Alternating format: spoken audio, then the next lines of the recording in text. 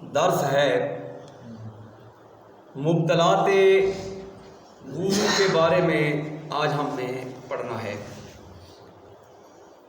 کہ آپ نے وضو کیا ہوا ہے، کسی بندے نے وضو کیا ہوا ہے تو یہ چیزیں اس کو عارض ہو جائیں، لاحق ہو جائیں تو وہ جو ہے اس کا وضو باطل ہو جائے گا۔ جس بندے نے وضو کیا ہوا ہے اور اس کو حاجت ہو گئی ہے پیشاب کی تو اس کا جو وضو ہے وہ باطل ہو جائے گا جب پیشاب کرے گا تو۔ اسی طرح پاخانہ، اسی طرح ہوا کا خارج ہونا، ہوا کا خارج ہونا، اس سے بھی وضو انسان کا جو ہے وہ باطل ہو جاتا ہے۔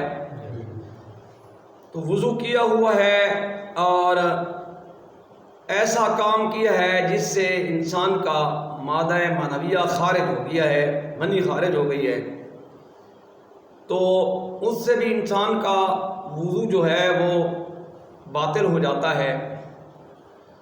اور اسی طرح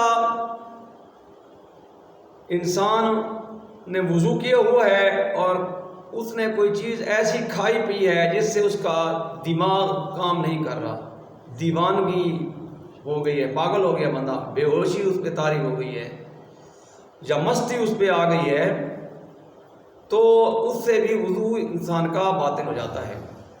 اور عورت نے وضو کیا ہوا ہے، اس کو مینسز آنے لگ گئے ہیں، خون حیض آنے لگ گیا ہے تو بھی اس کا وضو باطل ہو جائے گا۔ اسی طرح خون استحاضہ اس کو آنے لگ گیا ہے تو بھی اس کا وضو باطل ہو جائے گا۔ اسی طرح اس کا اگر بچہ پیدا ہونے لگ گیا ہے تو خون نفاس، تو اس طرح اس کا بھی جو ہے وہ وضو باطل ہو جائے گا۔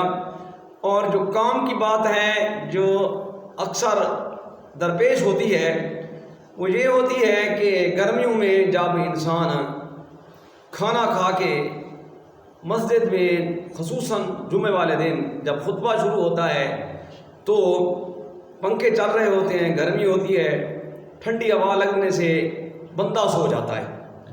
جب انسان سو جائے تو اس کا وضو باطل ہو جاتا ہے۔ ایسا سونا کہ جس سے نہ آنکھیں دیکھ سکیں اور نہ کان سن سکیں، اس سے انسان کا وضو باطل ہو جاتا ہے۔ اگر آپ کے آنکھیں بند ہیں اور کان سن رہے ہیں، آواز آ رہی ہے، کبھی بندہ لیٹا ہوا ہوتا ہے، آنکھیں اگر بند ہیں اور کان سن رہے ہیں تو پھر وضو نہیں باطل ہوگا۔ اس وقت ہوگا جب پوری غنودگی ہوگی، نہ کان سن سکیں نہ آنکھیں دیکھ سکیں، اس سے انسان کا وضو باطل ہو جاتا ہے۔ یہ چیزیں تھیں جو وضو کو باطل کر دینے والی ہیں، ان چیزوں سے آپ نے ان چیزوں کا خاص خیال رکھنا ہے۔ تو یہ درس جو دیا جاتا ہے اس کا آپ نے خاص خیال رکھنا ہے اور اپنے ذہن کی میموری میں انہیں سیو کر کے رکھا کرو اور اس پہ عمل کیا کرو۔ صلوات بر محمد و آل محمد۔